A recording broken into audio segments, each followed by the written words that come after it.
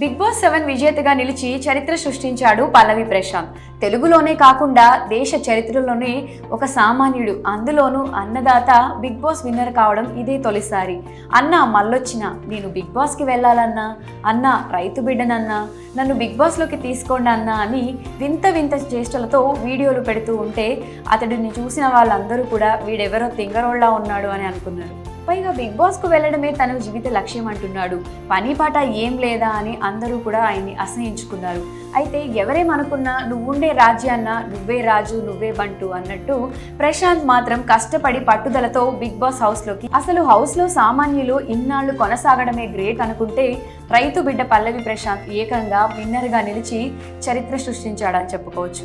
ఇదిలా ఉంటే విన్నర్గా పల్లవి ప్రశాంత్ మొత్తం మీద ఎంత గెలుచుకున్నాడు అనేది ఇప్పుడు అందరికీ పెద్ద క్వశ్చన్ మార్క్గా మారింది. బిగ్ బాస్ విజేతకు 50 లక్షలు ప్రైజ్ మనీ అని ప్రకటించారు. కానీ ప్రిన్స్ యావర్ 15 లక్షల సూట్ కేసు తీసుకొచ్చేశాడు.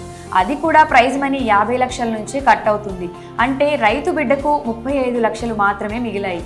ఇందులోనూ ట్యాక్స్, జిఎస్టీ పోగా అతడి చేతికి దాదాపు 17 లక్షలు మాత్రమే అందుకున్నట్లు తెలుస్తుంది.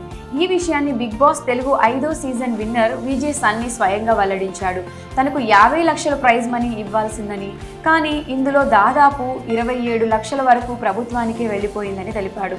ట్యాక్స్ కట్ చేసుకున్న తర్వాతే మిగిలిన డబ్బును తనకు ఇచ్చారని సన్నీ చెప్పుకొచ్చాడు. ఇప్పుడు ప్రశాంత్ విషయంలో కూడా అలానే జరుగుతుంది. అంటే మిగిలిన 35 లక్షల రూపాయల ప్రైజ్ మనీలో ట్యాక్స్ కట్ కాగా పల్లవి ప్రశాంత్ చేతికి 17 లక్షలు మాత్రమే వస్తాయని అంటున్నారు. ఇక హౌస్మేట్గా పల్లవి ప్రశాంత్కు ఇచ్చిన పారితోషికం కూడా తక్కువగానే ఉంది. రోజుకు 15,000 మాత్రమే ఇచ్చినట్లుగా తెలుస్తోంది. ఈ లెక్కన వారానికి 1,00,000 పైచిలుకు కాగా 15 వారాలకు కలిపి 15,75,000 పల్లవి ప్రశాంత్కు ముట్టినట్లు సమాచారం. మొత్తం 15 వారాల రెమ్యూనరేషన్ ప్రైజ్ మనీతో కలిపి ప్రశాంత్కు 32 లక్షల పైచిలుకు నగదు అందుకున్నాడు. అలానే 15 లక్షల విలువైన మారుతి బ్రీజా కారు, 15 లక్షలు విలువ చేసే వజ్రాభరణాన్ని సొంతం చేసుకున్నాడు. అయితే పల్లవి ప్రశాంత్ తీసుకున్న రెమ్యూనరేషన్లో కూడా ట్యాక్స్ కటింగ్స్ ఉంటాయట. ఆ కటింగ్స్ కూడా పోను ప్రశాంత్కు దాదాపు 25 లక్షలే చేతికి వస్తాయని తెలుస్తోంది. అంటే ఫైనల్గా పారితోషికం, ప్రైజ్ మనీ కలుపుకొని ప్రశాంత్ చేతికి 25 లక్షల రూపాయలు వస్తాయి. ఇది కాకుండా 15 లక్షల విలువైన డైమండ్ జ్యువెలరీ, 15 లక్షలు విలువ చేసే కారు కూడా దక్కించుకున్నాడు. ఇవన్నీ కలుపుకుంటే మొత్తంగా ప్రశాంత్ చేతికి వచ్చేది 55 లక్షల రూపాయల మొత్తం అనుకోవచ్చు. మరి డైమండ్ జ్యువెలరీ, కారుకు సంబంధించి ఏమైనా కటింగ్స్ ఉంటే ఈ మొత్తం మరింత తగ్గవచ్చు అని అంటున్నారు.